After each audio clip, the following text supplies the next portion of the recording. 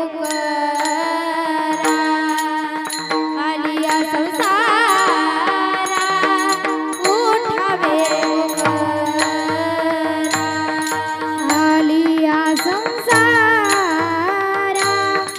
उठावे गोकरा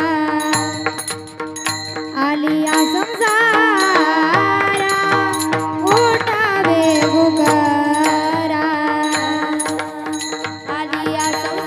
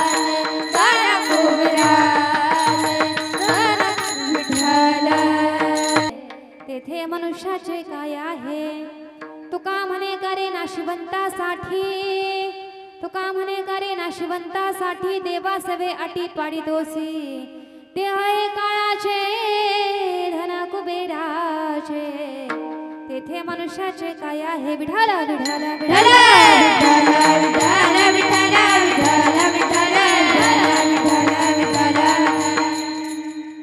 योऽन्त प्रविश मम वाचं इमां प्रसुप्तां संजीवयत् किल शक्तिधरा स्वधाम्ना अन्योन्यस्तचरणा शवनत्वगादिन्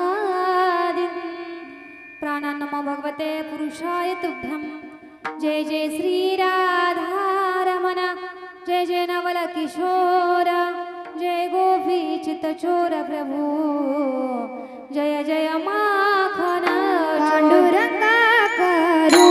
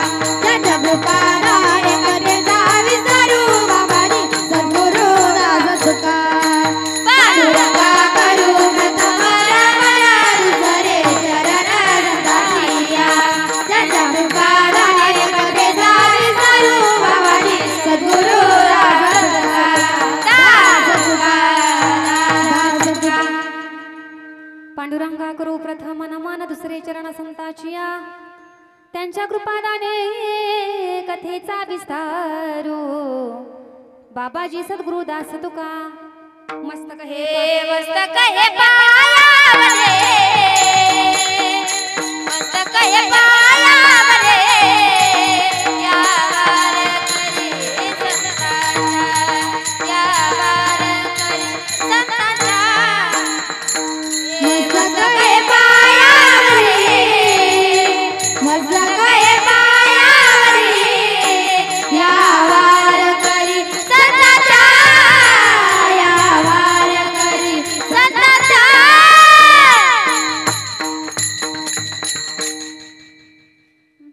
मस्तक हे पायावरी यावार करी संतांच्या सेवे लागी सेवक झालो तुमच्या लागलो निज चरणा सारी तीर्थ धाम आपके चरणों में सारी तीर्थ धाम आपके चरणों में हे गुरुदेव प्रणाम आपके चरणों में शरण शरण एकनाथ पाई माता ठेविला पाई माता ठेविला पाई माता ठेविला शरण शरण एकनाथ पाई माता ठेविला पाई माता ठेविला पाई माता ठेविला पाहू गुणा दोष झालो दास पायांचा नका पाहू गुणा दोष झालो दास पायांचा पाहू गुणा दोष झालो दास पायांचा नका पाहू गुणा दोष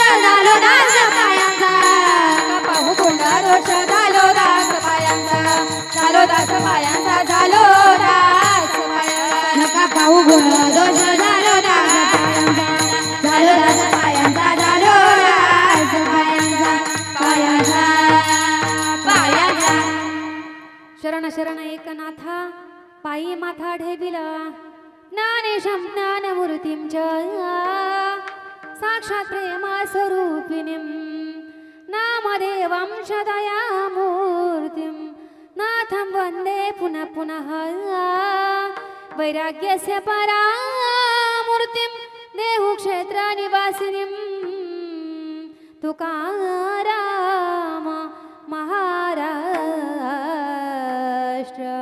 भक्तराज चतुष्टकं विठ्ठल विठ्ठल विठ्ठल विठ्ठल विठ्ठल विठ्ठल विठ्ठल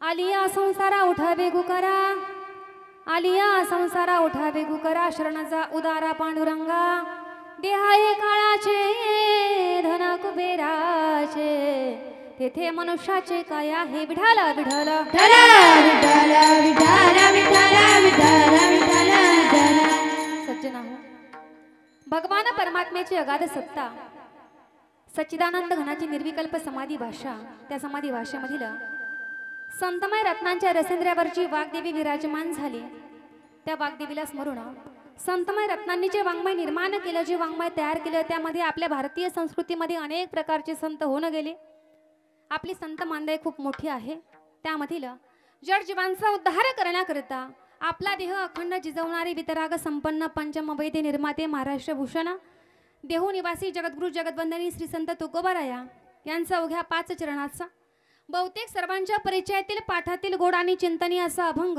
आज आपण या ठिकाणी कीर्तन रूपी सेवे करता निवडला विठ्ठल विठ्ठल विठ्ठल विठ्ठल विठ्ठल विठ्ठल अभंग हा जगद्गुरु तुकोबारायांचा आहे या मृत्यूलोकामध्ये याच्यावत मानवी देह घेऊन जन्माला आलेले जे काही जीव आहेत जे काही मनुष्य प्राणी आहेत त्यांना या ठिकाणी उपदेश करत असताना तुकोबाराया सांगतात हे आलिया संसारा उठावे गुकरा शरण जा उदारा पांडुरंगा या मृत्यूलोकामध्ये या नश्वर असणाऱ्या संसारामध्ये आपला जन्म झालेला आहे या संसारामध्ये आपण जन्माला आलेलो आहोत तर आपण कशासाठी जन्माला आलो खऱ्या अर्थाने या देहाची सार्थकता जीवनामध्ये काढली पाहिजे आपला देह सार्थकी लागला पाहिजे म्हणून भगवंताचं नामचिंतन केलं पाहिजे या संसारामध्ये आलोय ना आपण जन्माला तर भगवंताची शरणागती स्वीकारा का कारण ज्या देहाने आपण भगवंताची शरणागती स्वीकारणार आहोत तो असणारा देह आपल्या मालकी हक्काचा आहे का नाही या देहावरती काळाची सत्ता आहे धन संपत्ती सर्व आपण आपलं मानतो त्याच्यावरती सुद्धा धन हे आपलं स्वतःचं नाही धन हे कुबेराचं आहे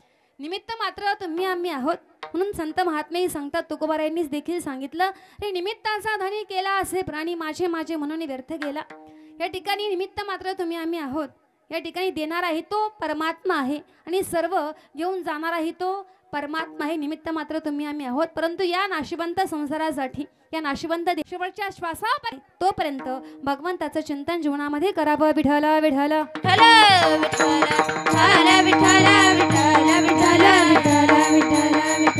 आपण शब्दशः अभंगाचा भावार्थ पाहिला परंतु वक्त्याचा अद्य कर्तव्य आहे ज्या निमित्ताने कीर्तन आहे तिथला अल्पसा परिहार देणं गरजेचं आहे आपल्या सर्वांना ज्ञात आहे की किम निमित्ताने आपण सर्वजण या ठिकाणी एकत्रित जमलेलो आहोत या ठिकाणी कैलासवासी सौभाग्यवती सुभद्रा शिवदास खडे यांना आज आपल्यामधून जाऊन किती दिवस पूर्ण झाले 1 वर्ष पूर्ण झालं त्यांचे प्रथम वर्षश्राद्ध आहे प्रथम पुण्यस्मरण आहे त्यांच्या पाठीमागे सुंदर असणारा त्यांचा परिवार सुद्धा आहे त्या ठिकाणी प्रत्येक सौभाग्यवती स्त्रीची इच्छा असते की पतीच्या अगोदर मला मरण यावं सौभाग्याचा मृत्यू या ठिकाणी या जीवात्म्यानं या महिला भगिनीने या माता माऊलींनी या ठिकाणी प्राप्त करून घेतला त्यांचे पती त्यांच्या पाठीमागे आहेत त्यांचा सुंदर असणारा फार मोठा परिवार आहे त्यांचे असणारे पती श्री शिवदास मारुती खाडे त्यांचे असणारे 5 मुलं श्री मोहनदास शिवदास खडे छगन शिवदास खडे बबन शिवदास खडे वसंतू शिवदास खडे आणि यशवंत शिवदास खडे यांच्याही पाठीमागे फार मोठा सुलते काके मामे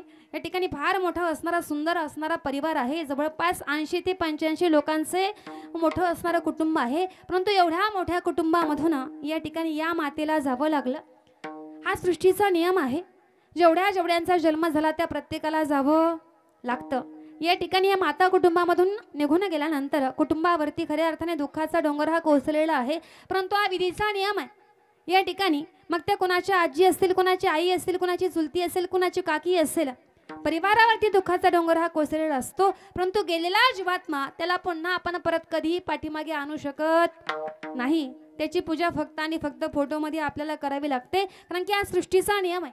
संत महात्मे सांगतात, शास्त्रही सांगतं, आपण मनुष्य जीव, आपण आपल्या दोन्ही डोळ्यांनी जी काही संपूर्ण सृष्टी बघतो, म्हणजे जेवढ्या जेवढ्या गोष्टींना आपण बघू शकतो, या विश्वामध्ये एकही गोष्ट अशी नाही की ती गोष्ट संपणार नाही, ती गोष्ट मरणार नाही, त्या गोष्टीचा नाश होणार नाही. मी स्वतः सांगत नाही, माऊली ज्ञानोबा सांगतात, रे उपजेते नाशे नाशिले ते पुनरपी दिसे, हे घटिका यंत्र जैसे परिभ्रमे गा. उपजणं म्हणजे काय हो? माझी भाषा कळते ना तुम्हाला? उपजणं म्हणजे जन्माला येणं, जन्माला यायचं मरायचं, जन्माला यायचं मरायचं, जन्माला यायचं मरायचं, हे चक्र रहाट गाडग्यासारखं सतत काय होतं, सतत फिरत राहतं महाराज. याच्यामध्ये खंड पडत नाही. याच्यामध्ये आपला सुद्धा कितीतरी वेळा जन्म होतो, कितीतरी वेळा आपण मृत्यूला सुद्धा प्राप्त होतो महाराज. म्हणजे या ठिकाणी याच्यामध्ये आपण बदल करू शकत नाही. म्हणजे ज्याचा ज्याचा जन्म झाला त्याचा त्याचा मृत्यू हा शेवट निश्चित आहे. ज्याचा जन्म झाला, मानवी जीवनाचं अंतिम सत्य म्हणजे काय आहे, मृत्यू आहे. याच्यामध्ये फेरबदल आपण करू शकत नाही. एकच गोष्ट आपण करू शकतो, जोपर्यंत आहोत ना जिवंत तोपर्यंत भगवंताचं नामचिंतन या ठिकाणी जीवनामध्ये आपण करू शकतो. आणि त्याच न्यायाने या ठिकाणी ही माता माऊली या कुटुंबाला सोडून या ठिकाणी गेलेली आहे, ज्यांच्यामुळे ही कीर्तनरूपी सेवा मला प्राप्त झाली. अशी असणारे आदरणीय आमचे पाडळीकर, माझे असणारे बंधू आदरणीय बाळासाहेब भाऊ नागरगोजे या ठिकाणी अंतकरणापासून त्यांचे आभार मानले आणि कीर्तनरूपी सेवेला सुरुवात. विठ्ठल विठ्ठल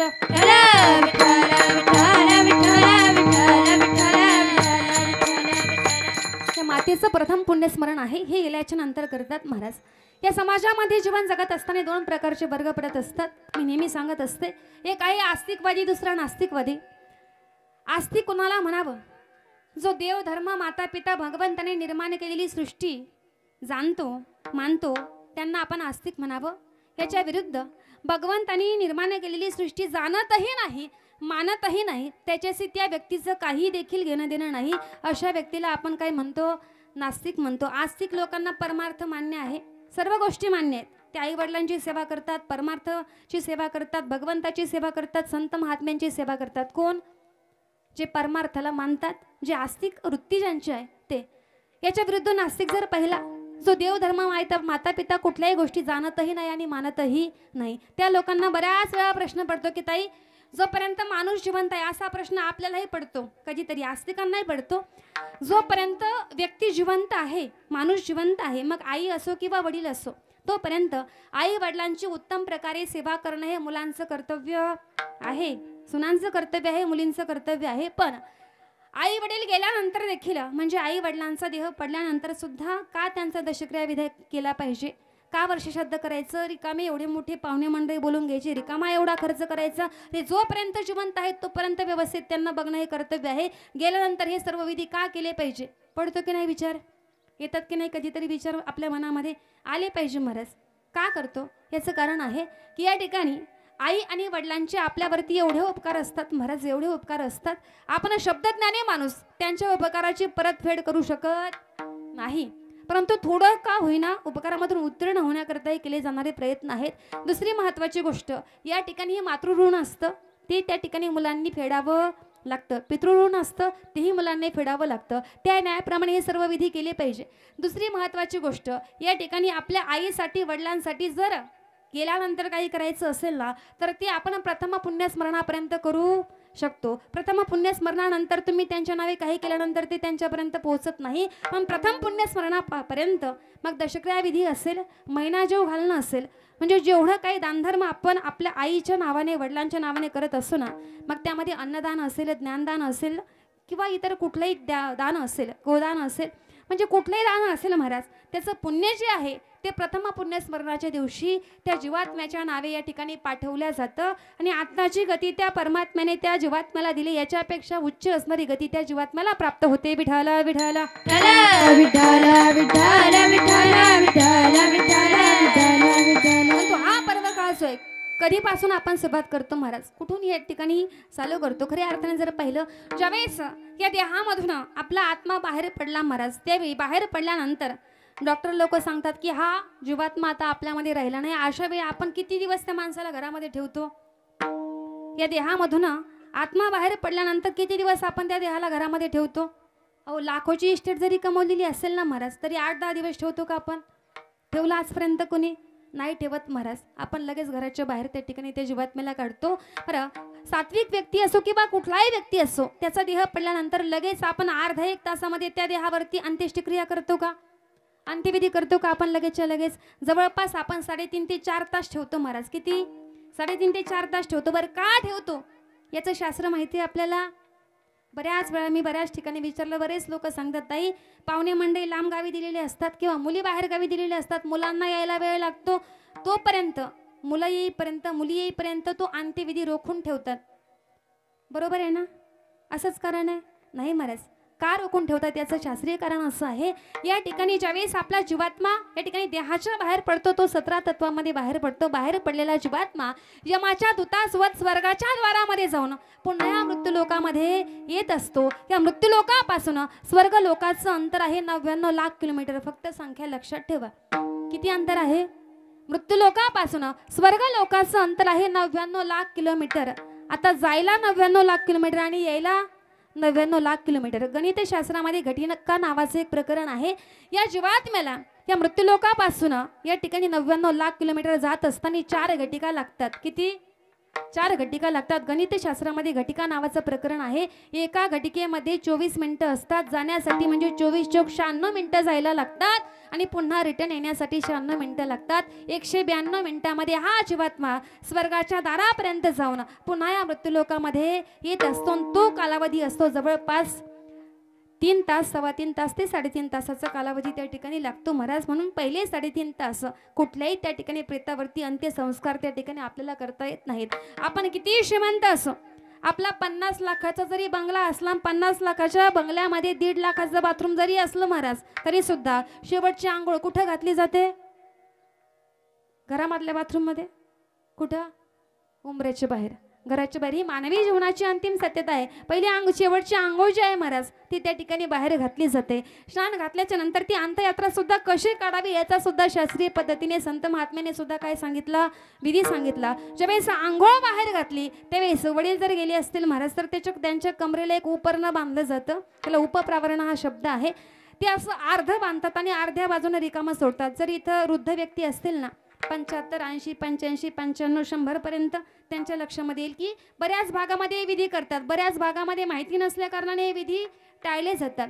ते उपरण उपप्रावरण अर्ध बांधतात कमरेला आणि अर्धा भाग त्याचा रिकामा सोडतात. त्या अर्ध्या रिकाम्या भागामध्ये 7 प्रकारचं कच्चं धान्य बांधलं जातं. नंतर 14 जण खांदेकरी प्रेत उचलतात. नंतर निघते ती अंत्ययात्रा. प्रेत वेशीच्या बाहेर गेल्याच्या नंतर पहिला टप्पा असतो, त्याला आपण म्हणतो 20व्याचा ओटा. म्हणतो की नाही? हा 20व्याचा ओटा प्रत्येकाला माहिती असतो. त्या ठिकाणी 20व्याच्या ठिकाणी ज्यावेळेस ते प्रेत टेकवलं जातं, त्या ठिकाणीचे त्या उपप्रावरणामध्ये बांधलेलं 7 प्रकारचं कच्चं धान्य आहे ते त्या ठिकाणी अर्पण करतात, अर्पित करतात. आता हा 17 तत्वाचा जो जीवात्मा आहे त्या धान्यामध्ये प्रवेश करतो. पुढे आपण स्मशानभूमीमध्ये जातो. त्या ठिकाणी अंत्येष्टिक्रिया कशी करावी हा सुद्धा विधी आहे. जर वडील गेले असतील तर काष्ठ रचना करण्याच्या अगोदर त्या ठिकाणी कुंकवाचं स्वस्तिक काढलं जातं, म्हणजे लाकडं ठेवायच्या अगोदर. जर आई गेली असेल तर हळदीचं स्वस्तिक काढावं, त्यानंतर त्याच्यावरती काष्ठरचन करावं, त्याच्यावरती प्रेत ठेवावं. त्याच्यानंतर सुद्धा पुढचा विधी असतो तो जलतर्पण सोहळा, म्हणजे पाणी पाजण्याचा विधी. अशा वेळी ज्येष्ठ मुलगा समोर येतो. आता ते असणारं ज्यावेळेस पाणी पाजण्याचा विधी आपण उदक तर्पण सोहळा करतो. ते पाणी आपण हांड्याने, कळशीने, तांब्याने, ग्लासने पाजलं जातं का? कशाने पाजतो पाणी आपण? अंगठ्याने पाणी पाजलं जातं महाराज. म्हणजे उलट्या अंगठ्याने पाणी पाजलं जातं, कारण की आपल्या 5 बोटापैकी आपली तर्जनी आणि अंगठ्या याच्या मधला जो भाग आहे हा पितृस्थानाचा भाग आहे. जे पाणी आपण तर त्या ठिकाणी अंगठ्याने पाजलं जातं महाराज, पितृस्थानाने पाजलेलं पाणी, तेच असणारं पाणी फक्त त्या जीवात्म्यापर्यंत पोचत असतं. नाहीतर 5ही बोटांचं कार्य कसं आहे? भिन्न भिन्न आहे. प्रत्येकाच्या हाताला किती बोटं आहेत? माझी भाषा खरंच समजते ना तुम्हाला? 5 आहेत महाराज, परंतु प्रत्येक बोटाचं कार्य वेगळं वेगळं सांगितलं. कोणी? संत महात्म्याने देखील सांगितलं, शास्त्रकाराने सुद्धा सांगितलं. अंगठ्याचं कार्य काय आहे? आई वडील गेल्यानंतर त्यांना पाणी पाजण्याचं कार्य म्हणजे पितृस्थानाचं कार्य हे कोण करतं? अंगठा करतं. अंगठ्याच्या शेजारी बोट असतं, आपण त्याला अंगठ्याच्या शेजारचं बोट म्हणतो, पण तसं नाही. त्या ठिकाणी त्याचं नाव आहे तर्जनी. बरोबर आहे? ही तर्जनीचं काय काम आहे? एखादी लांब जर गोष्ट असेल, एखादी गोष्ट जर दूरवर असेल, सपोज या ठिकाणी थोडंसं अंतरावरती मंदिर आहे, आपण जवळून दाखवू शकत नाही, अशा वेळी आपण तर्जनी नावाचं बोर्ड समोर करतो आणि दूरदर्शी या ठिकाणी दाखवतो की बघा ते तुला लांब जे दिसतंय ना, जो कळस दिसतोय ना, ते मंदिर आहे. म्हणजे दर्शक म्हणून जे वापरले जातं ही तर्जनी बोट आहे. त्याच्या शेजारी त्याला मध्यमा म्हणतात. मध्यमा हे बोट कधी कामा येतं? पूर्वीच्या काळी सकाळी आंघोळ करण्याच्या अगोदर माता भगिनी झोपेतून उठल्यानंतर ज्यावेळेस आपण आता ब्रश निघाले महाराज, पूर्वी होते का ब्रश? टूथब्रश नव्हती महाराज. पूर्वी डाव्या हातावरती मिश्री घ्यायची आणि त्या मध्यमे बोटेने आपले दात घासण्याचं कार्य करायचे काम होतं महाराज. त्याच्या शेजारी जी अनामिका आहे, ही जी बोट आहे ती अनामिका आपण त्याला म्हणतो. त्या अनामिकेचं काम आहे काय? सकाळी स्नान झाल्यानंतर आपण भगवंताची पूजा करतो ना, त्यावेळेस देवाला गंध लावताना आपण कुठल्या बोटाने लावतो? कुठल्या? अनामिकेने लावतो महाराज. महिला मंडळ सुद्धा सुवासिनी असतात. ज्यावेळेस आपल्या घरी एखादी दुसरी सुवासिनी आली ना महाराज, आपल्या हातामध्ये आपण पंचपाळ घेतून कुंकू लावतो. बऱ्याच जणी अंगठा दाखवतात महाराज, बऱ्याच जणी अंगठ्याने कुंकू लावतात, परंतु अंगठा कधी कुणाला दाखवायचा?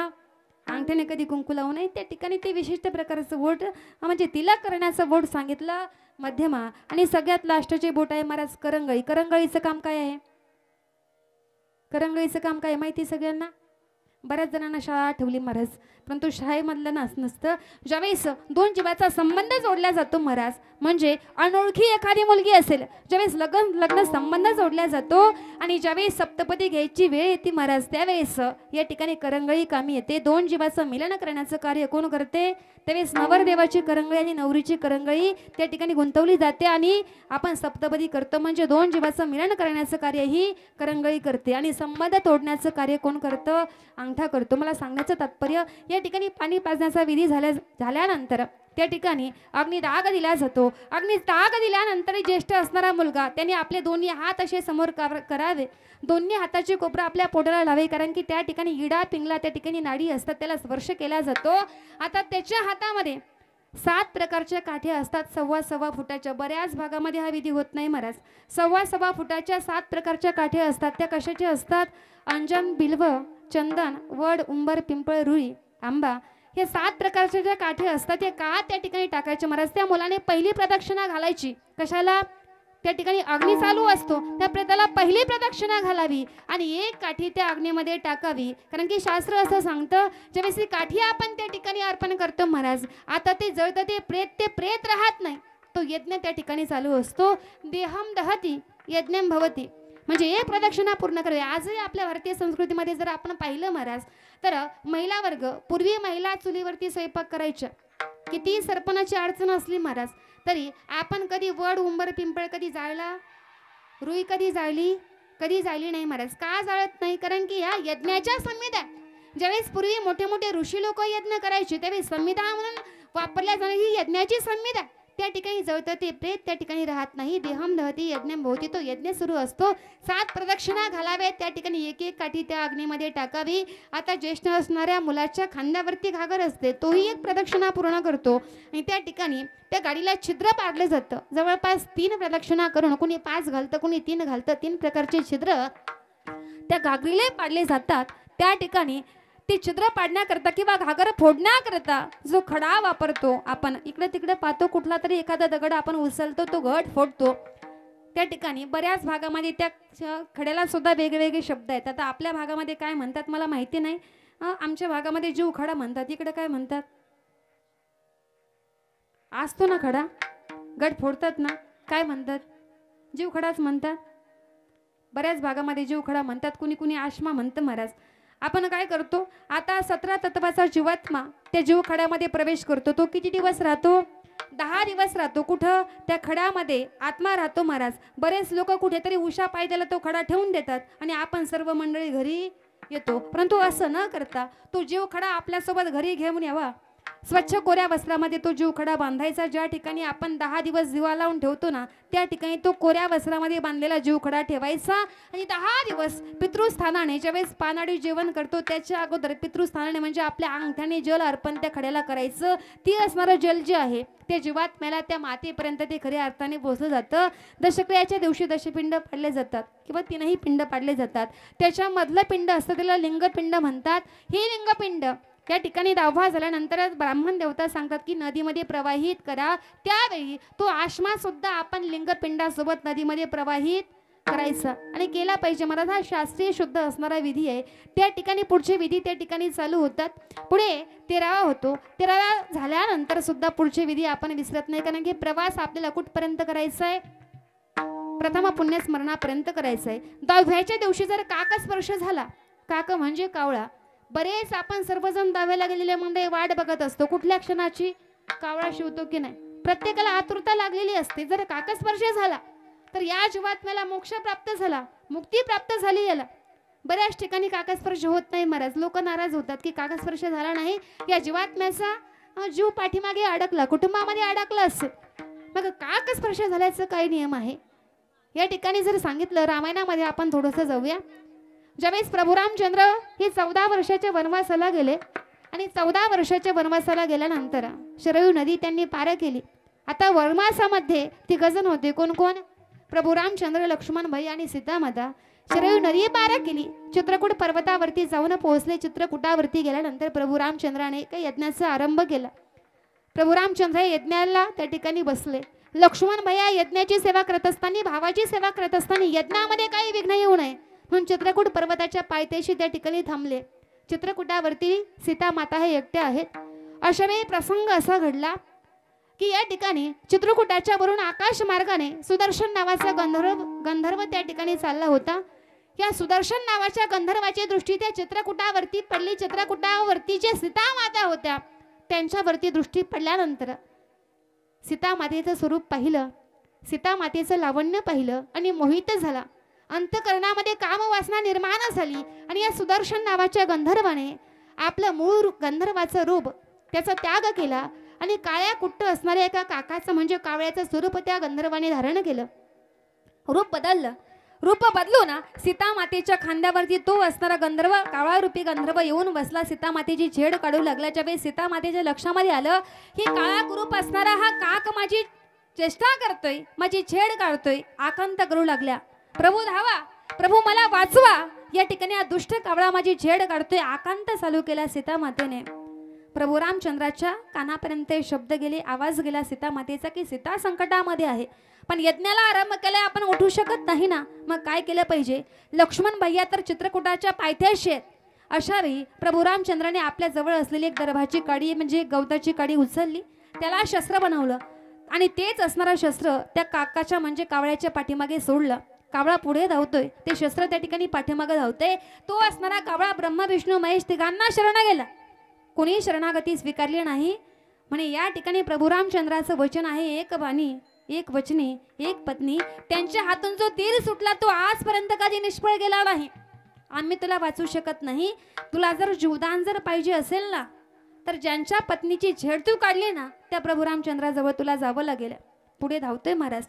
तो काक धावला आणि त्या ठिकाणी प्रभू रामचंद्राच्या चरणाजवळ नतमस्तक झाला. वाचवा प्रभू, वाचवा प्रभू. म्हणजे मी वाचवू शकत नाही, कारण की आजपर्यंत मी मारलेला बाण कधी निष्फळ गेला नाही आणि मी मारलेला बाण जो आहे तो मी पुन्हा कधी पाठीमागा घेतला नाही. हे माझं व्रीत आहे, ही रघुकुळाची रीत आहे, त्यामुळे मी काही करू शकणार नाही. प्रभू बाण जरी तुमचा तुम्हाला मागे घेता येत नसेल तरी माझ्यावरती एक कृपा करा. मी शरण आलोय तुम्हाला आणि शरणागताला मृत्यू द्यावं असं नाही. या ठिकाणी जो शरण भगवंता तुम्हाला आलाय ना त्याला अभय द्या, जीवदान द्याला, मला जीवच मारू नका. प्रभू म्हटले ठीक आहे, मी तुझा एक डोळा फोडला. त्या शस्त्राने त्या ठिकाणी एक डोळा त्या ठिकाणी त्या कावळ्याचा गेला.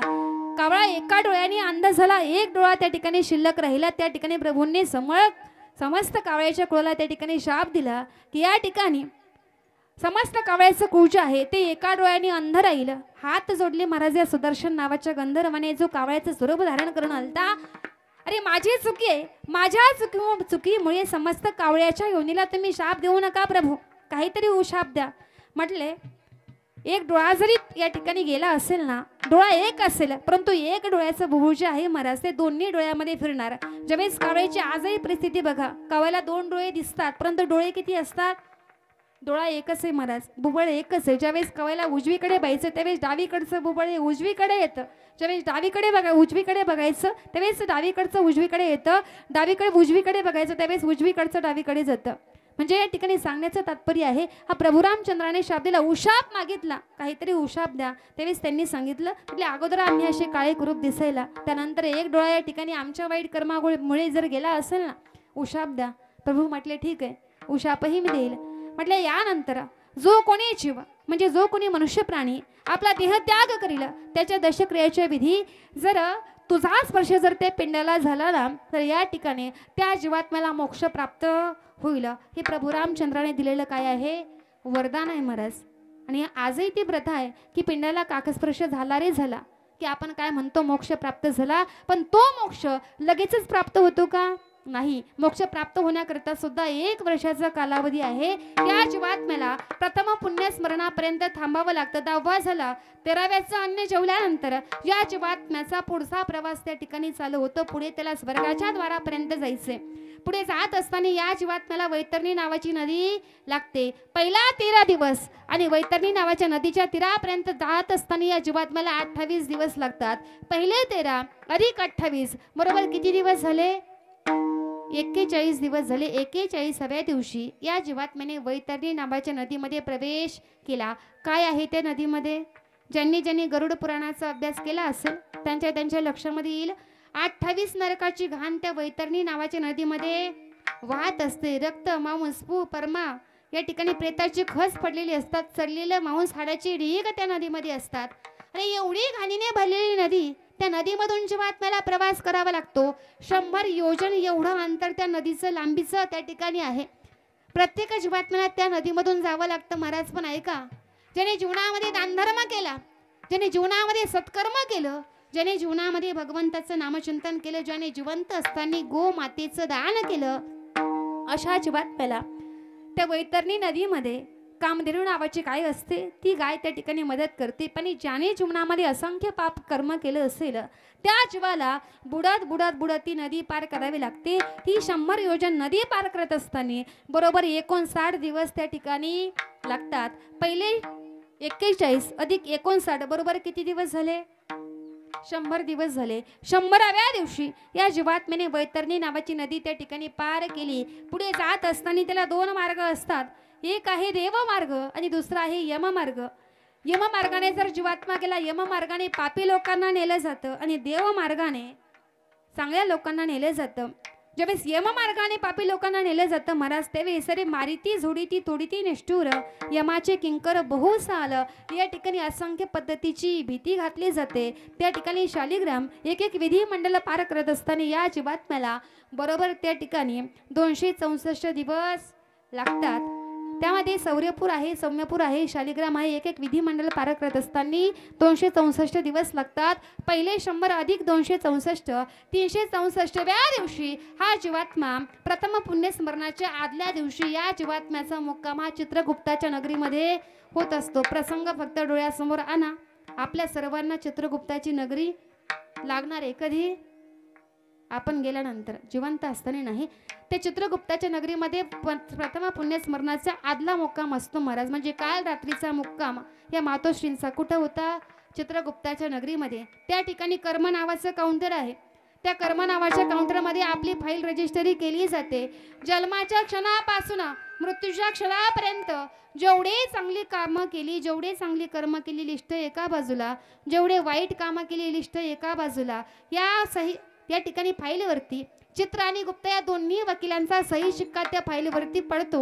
आता ती फाईल या 17 तत्वाच्या जीवात्म्याच्या हातामध्ये दिली जाते. जीवात्मा ती फाईल आपल्या हातामध्ये घेतो आणि या जीवात्म्याचा प्रथम पुण्यस्मरणाच्या दिवशी म्हणजे आजच्या दिवशी पाटी 5:30 वाजता ही कर्माची फाईल आपल्या हातामध्ये घेऊन जीवात्मा धर्मराजाच्या नगरीकडे जाण्यासाठी निघतो. धर्मराजाच्या नगरीच्या बाहेर धर्मध्वज नावाचा चेकर आहे.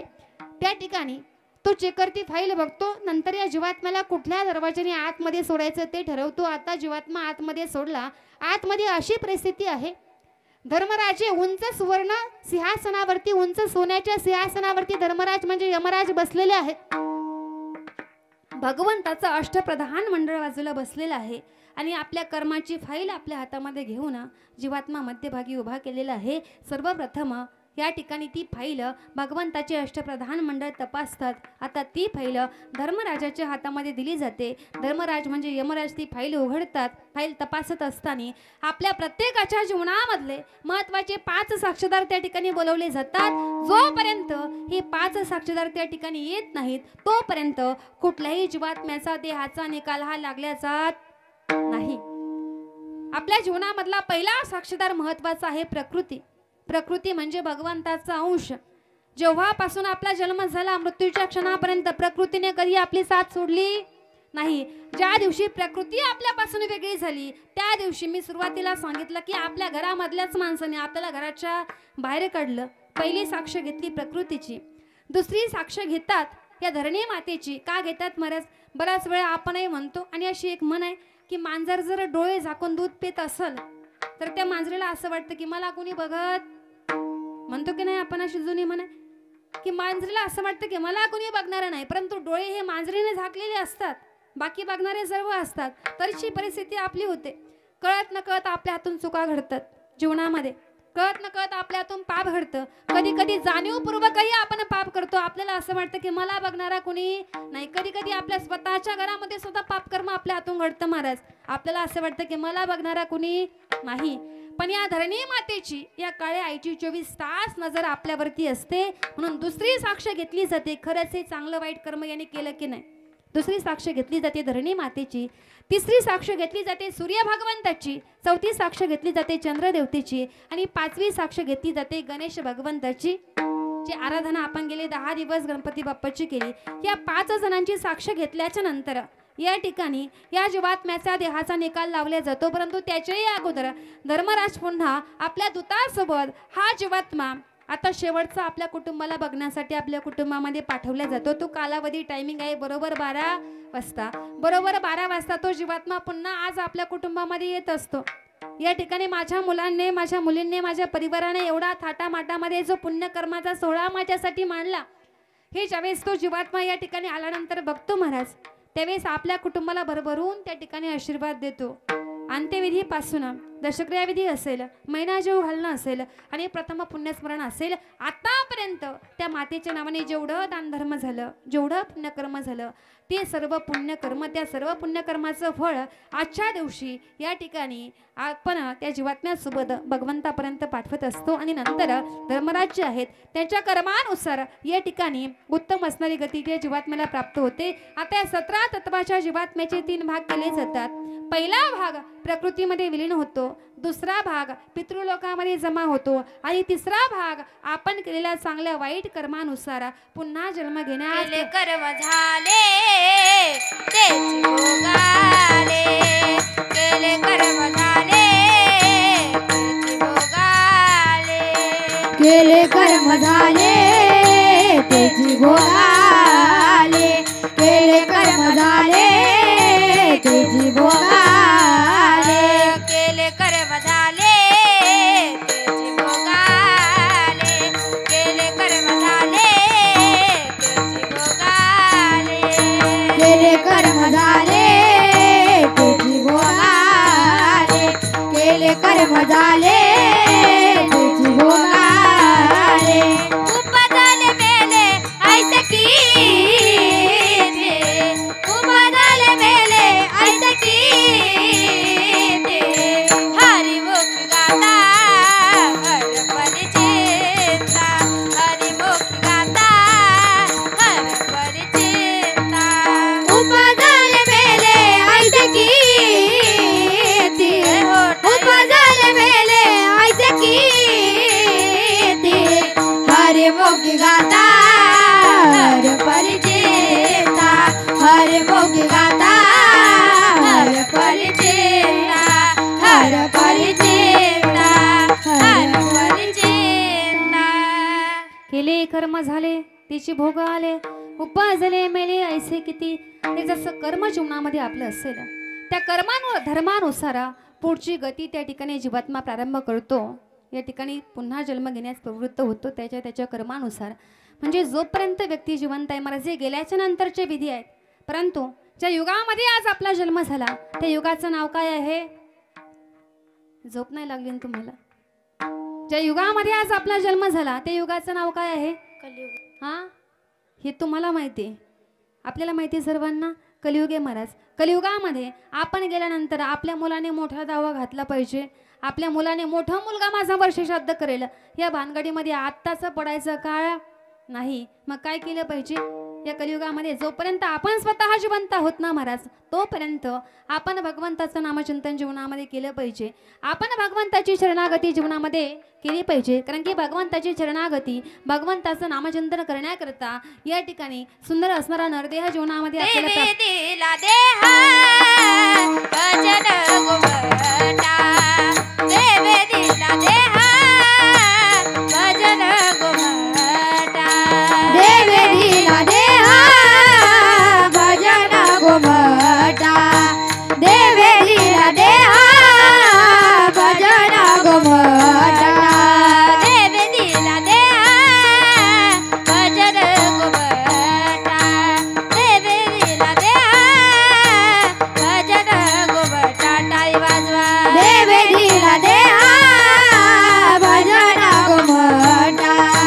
देवे दिला देहा भजन गोमटा. तोया झाला फाटा बारीकेचा. तोया झाला फाटा बारीकेचा. देवे दिला देहा भजन गोमटा. देवे दिला देहा भजन गोमटा. तोया झाला फाटा बारीकेचा. तोया झाला फाटा बारीकेचा.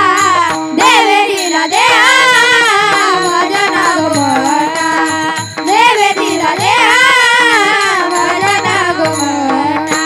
भजन गोमटा. भजन गोमटा. देवे दिला देह भजना गोमटा. तोया झाला फाटा बाधिकेचा. भगवंताने सुंदर असणारा नरदेह दिला महाराज तुम्हाला आम्हाला भजनासाठी दिला. परंतु बरेच नग समाजामध्ये असे जन्माला आले की त्यांनी आपला संपूर्ण देह भजनासाठी नव्हे फक्त भोजनासाठी वाट लावलं. महाराज आउट हात का मानवते अल्लाने तुझे दिया. आउट हात का मानवते अल्लाने तुझे दिया. आउट हात का मानव देह अल्लाने तुझे दिया. आउट हात का मानव देह अल्लाने तुझे दिया. खाया पिया सुख से सोया नाक जबाना खोया. खाया पिया सुख से सोया नाक जबाना खोया. खाया पिया सुख से सोया नाक जबाना. कि भज मन नारायण. कि भज मन नारायण. नारायण भज मन नारायण. कि भज मन नारायण. कि भज मन नारायण. कि भज मन नारायण. नारायण भज मन नारायण.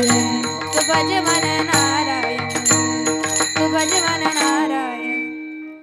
हे औट हात का मानव देह अल्लाने तुझे दिया. 3.5 हाताचा नरदेह जीवनामध्ये आपल्याला प्राप्त झाला. तर या देहाने भगवंताचं नामसंकीर्तन जीवनामध्ये आपण करायला पाहिजे. कारण की म्हणूनच तर आपला जन्म या मृत्यूलोकामध्ये झाला. त्या ठिकाणी भगवंताची शरणागती आपण स्वीकारावी. अभंगाचं पहिलं शरण. आलिया संसारा उठावे गुकरा. आलिया संसारा उठावे गुकरा. आलिया संसारा उठावे गुकरा. आलिया संसारा उठावे गुकरा. ओ आ ओ वा. आलिया संसारा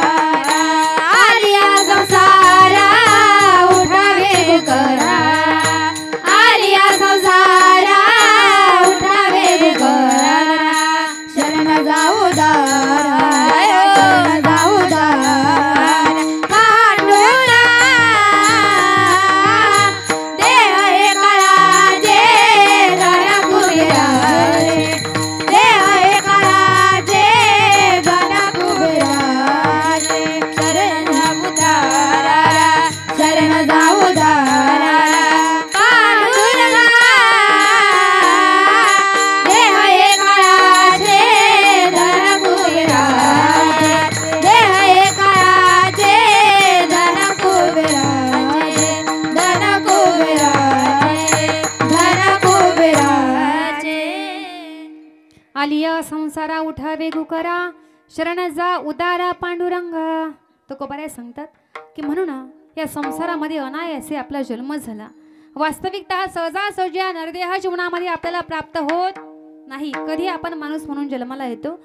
संत महात्मे सांगतात अरे पाप पुण्य समान समी तैच पाविजे कर्मभूमी. कर्मभूमी म्हणजे हा मृत्यूलोक. या माया जाळामधून फक्त तेच तरुण गेले ज्यांनी जीवनामध्ये भगवंताची शरणागती स्वीकारली. विठ्ठल विठ्ठल विठ्ठल विठ्ठल विठ्ठल विठ्ठल विठ्ठल म्हणून जीवनामध्ये भगवंताचं नामचिंतन भगवंताची शरणागती जीवनामध्ये आपण केली पाहिजे. महाराज केला पाहिजे. परमार्थ केलं पाहिजे. नामचिंतन असं महाराज मंडळी किती म्हणले महाराज तरी ऐकणारे लोक महाराज मंडळीपेक्षा चतुर असतात.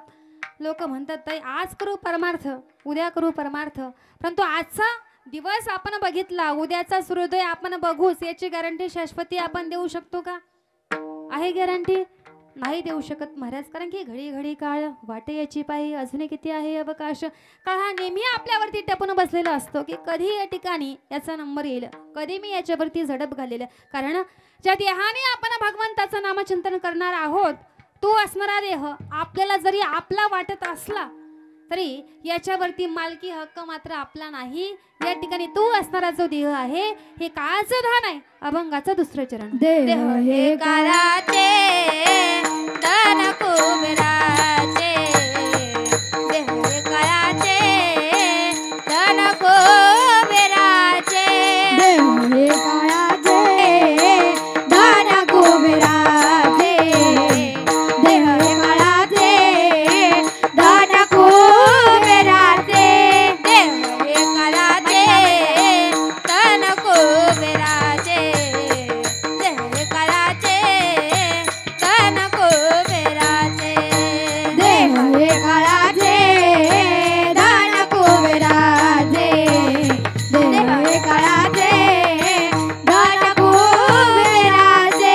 तेथे वर्षाचे काय आहे. तेथे वर्षाचे काय आहे. गरे गम ग गम ग गम ग गरे गम ग गम ग गम ग साप मप गम प गम रे ग सारे नि सा सा प मप गम प गम रे ग सारे नि सा प नि सा सारे रे ग गरे गम ग गम ग गम ग. तेथे मनुष्याचे काय आहे. तेथे मनुष्याचे काय आहे. देह हे काळाचे धन कुबेराचे. देह हे काळाचे धन कुबेराचे. तेथे मनुष्याचे काय आहे. तेथे मनुष्याचे काय आहे. गरे गम ग गम ग गम ग गरे गम ग गम ग गम ग साप मप गम प गम रे ग सारे नि सा साप मप गम प गम रे ग सारे पनी नि सा सारे रे ग गरे गम ग गम ग गम ग. तेथे मनुष्याचे काय आहे. तेथे मनुष्याचे काय आहे. देह हे काळाचे धन कुबेराचे. देह हे काळाचे धन कुबेराचे. देह हे काळाचे धन कुबेराचे. तेथे मनुष्याचे राजे. तेथे मनुष्याचे काय आहे. देह हे काळाचे धन कुबेराचे. तेथे मनुष्याचे तेथे मनुष्याचे काय आहे. काय आहे. काय आहे. देह हे काळाचे धन कुबेराचे तेथे मनुष्याचे काय आहे. तुकोबाराय सांगतात या देहावरती आपली सत्ता नाही. धन संपत्ती आपण म्हणतो माझं माझं ते देखील आपलं नाही. या देहावरती काळाची सत्ता आहे. इसवी सन पूर्व सिकंदर नावाचे राजे आजारी पडले. महाराज शेवटचे क्षण जवळ आले. पूर्वी हॉस्पिटल नव्हती. मोठे मोठे वैद्यराजे असायचे. वैद्यराज जे आहेत ते नाडी तपासत होते. सिकंदर नावाचे राजे त्यांचा हात वैद्यराजाने पकडलेला आहे. नाडी तपासत असताना त्यांच्या लक्षामध्ये आलं की आता काही मिनिटाचे राजे सोबती राहिले. शेवटी मृत्यू हा माणसाला कळतो. मृत्यू हा माणसाला समजतो. सिकंदर नावाच्या राजाने वैद्यराजाचा हात पकडला. सांगितलं, वैद्यराज, माझा मृत्यू समीप आलेला आहे, पण माझी एक विनंती असेल तुम्हाला. म्हटले, काय विनंती आहे? माझी एक विनंती असेल तुम्हाला, फक्त 5 मिनिटं माझं आयुष्य वाढवा. वैद्यराजाने असं सिकंदराचा हात बाजूला केला, हात झटकला. सांगितले, राजे, अहो कुठल्या भ्रांत कल्पनेमध्ये जीवन जगताय तुम्ही? आयुष्य मी नाही वाढवू शकत. तुम्हाला असं वाटते ना? अहो मी माझं अर्ध राज्य तुम्हाला दान स्वरूपामध्ये प्राप्त करून देतो, अर्ध राज्य माझं दान देतो, फक्त 5 मिनिटं माझं आयुष्य वाढवा. वैद्यराज म्हटले, राजे साहेब, तुम्ही तुमचं अर्ध राज्य काय, तुम्ही तुमचं संपूर्ण राज्य जरी मला दान स्वरूपामध्ये प्राप्त करून दिलं ना, तुमचं 5 मिनिटं नाही, 5 सेकंद सुद्धा ठरलेल्या वेळेपेक्षा मी आयुष्य वाढवू शकत नाही. कारण की त्याचा सूत्रधार जो आहे तो परमात्मा आहे. मृत्यूचा सूत्र हे आमच्या कोणाच्या हातामध्ये नाही. मृत्यूचा सूत्रधार जो आहे तो परमात्मा आहे महाराज. आपल्याही मृत्यूचा सूत्रधार कोण आहे? परमात्मा आहे. ठरलेल्या वेळापेक्षा कुणीही कुणाचं आयुष्य वाढवू शकत नाही आणि कमी सुद्धा करू शकत नाही. हे सर्व विधी हे परमात्म्याच्या हातामध्ये आहेत. या देहावरती काळाची सत्ता आहे महाराज. या देहाला आपण कितीही जपून ठेवा, कितीही जपून ठेवा. शेतकरी वर्ग जर असेल ना, दिवसभर शेतामध्ये काम करावं लागतं महाराज, दिवसभर काबाड कष्ट करावे लागतात. जर आपण रोज जरा या ठिकाणी चटणी भाकरी जर खात असो ना, रोज पंचपक्वान्नाचा स्वयंपाक करायचं, काही कामधंदा करायचं नाही. मी असा सल्ला देत नाही तुम्हाला, फक्त उदाहरण सांगते. असं जरी आपण वागलं, रोज चटणी भाकरी खातो, रोज पंचपक्वान्न खायचं, काही कामधंदा न करता 3-4 मजली मस्तपैकी बिल्डिंग बांधायची, दुसऱ्या मजल्यावरती तिसऱ्या मजल्यावरती निवांत राहायचं, फक्त खाणे आणि आराम करणे, एवढं जरी केलं तरी एक दिवस काळ आपल्यावरती झडप घालणार आहे. किती या देहाला जपून ठेवा.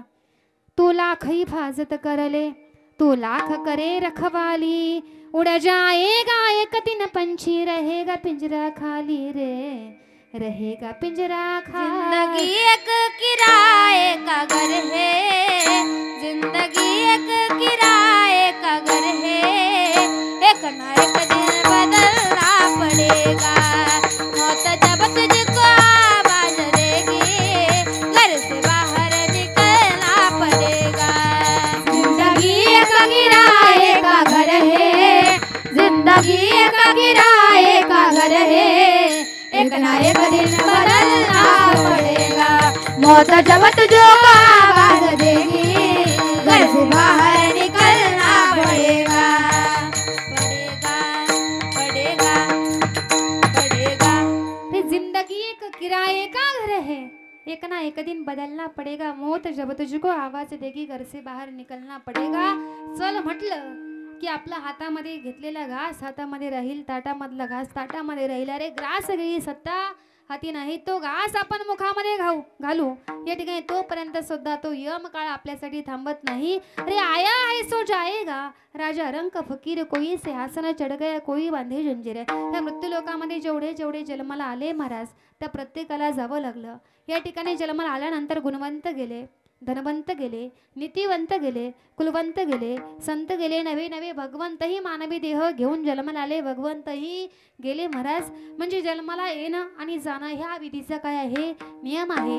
याच्यामध्ये तुम्ही आम्ही हस्तक्षेप करू शकत नाही. परंतु मानवी देह मानवी जीव असा आहे की आपण एवढी धावपळ संसारामध्ये करतो महाराज की भगवंताचं नामचिंतन करत नाही. एका स्मशानभूमीमध्ये माणसाने माणसाचा शेवट कधी विसरू नाही. माणसाने माणसाच्या जीवनामधलं अंतिम सत्य म्हणजे मृत्यू आहे ना, मग मरणाला कधी विसरायचं नाही. माणसाने एकतर पापाला घाबरायचं आणि शेवटी मृत्यूला कधी विसरायचं नाही महाराज. कारण की मृत्यू हा कधी ना कधी काळ हा आपल्यावरती झडप घालणार आहे. त्या स्मशानभूमीमध्ये एक सुंदर वाक्य लिहिलं होतं, आपली किती लाखोची जरी इस्टेट असली तरी शेवटी आपली जागा शेवटची फिक्स असते, ती म्हणजे आपल्या गावामधली सामुदायिक स्मशानभूमी महाराज. तिथे जावं लागतं आपल्याला. अरे मंजिल तो तेरी यही थी, मंजिल तो तेरी यही थी, गुजर गया वक्त यहाँ आते आते, रे क्या मिला तुझे इस दुनिया से, आपनों ने ही जला दिया जाते जाते. शेवटी आपलीच माणसं तिथं जाळून पुन्हा पाठीमागे येत असतात. हे प्रत्येकाच्या जीवनामध्ये घडणार आहे महाराज. मग हे टाळता येत नाही. मग काय करायचं? जोपर्यंत आहोत ना जिवंत तोपर्यंत भगवंताचं नामचिंतन जीवनामध्ये आपण नरदेह दुर्लभ जाना, नरदेह दुर्लभ जाना, नरदेह दुर्लभ जाना, नरदेह दुर्लभ जाना, नरदेह दुर्लभ जाना, नरदेह दुर्लभ जाना, नरदेह दुर्लभ जाना, नरदेह दुर्लभ जाना. वर्षाची गणना शतवर्षाची गणना शतवर्षाची गणना शतवर्षाची गणना तुम्ही आठवा मधुसूदना तुम्ही वासुदेव तुम्ही वासुदेव तुम्ही वासुदेव वासुदेव वासुदेव तुम्ही वासुदेव वासुदेव म्हणा तुम्ही वासुदेव वासुदेव म्हणा तुम्ही वासुदेव वासुदेव म्हणा तुम्ही वासुदेव वासुदेव म्हणा तुम्ही वासुदेव वासुदेव म्हणा तुम्ही वासुदेव वासुदेव म्हणा तुम्ही वासुदेव वासुदेव म्हणा तुम्ही वासुदेव वासुदेव म्हणा वासुदेव वासुदेव म्हणा वासुदेव वासुदेव म्हणा भगवंताचं नामचिंतन देहाने केलं पाहिजे कारण की देह जाणार आहे रे नरदेह दुर्लभ जाणार शतवर्षाची गणना 100 वर्षाचं गणित केलं महाराज परंतु 100 मधलं आपलं 40 वर्ष आयुष्य हे महत्वाचं आहे मानवी देहाचं आयुष्य फक्त खरं असणारं आपलं ओरिजिनल त्या ठिकाणी 40 वर्ष आहे महाराज नाही 100चं गणित केलं त्याच्यामध्ये बालवयामध्ये काही निघून जातं तरुण वयामध्ये काही निघून जातं शेवटी भगवंताचं भजन करण्यासाठी आयुष्य शिल्लक राहत नाही जोपर्यंत आहोत जिवंत तोपर्यंत भगवंताचं नामचिंतन जीवनामध्ये केलं पाहिजे तेच कर्म मार्गाने आपल्यासोबत येत असतं मी स्वतः सांगत नाही सुभाषितकर सांगतात धन जर आपण कितीही जरी कमवलं तरी याच ठिकाणी धन आपल्याला ठेवून जायचे धनानी भूमो पशवश्य गोष्टी भार्या गृहद्वारे जनस्मशाने देहश्चितायां परलोक मार्गे कर्मानुगो गच्छति जीव एकहा धन किती जरी मिळवलं धन भूमीमध्ये राहतं जने स्मशानापर्यंत पत्नी घराच्या उंबरठ्यापर्यंत देह चितेपर्यंत आणि शेवटी कर्मानुगो गच्छति जीव एका आपल्यासोबत जर काही येत असेल तर ते म्हणजे फक्त आणि फक्त आपलं कर्म विठ्ठल विठ्ठल विठ्ठल विठ्ठल विठ्ठल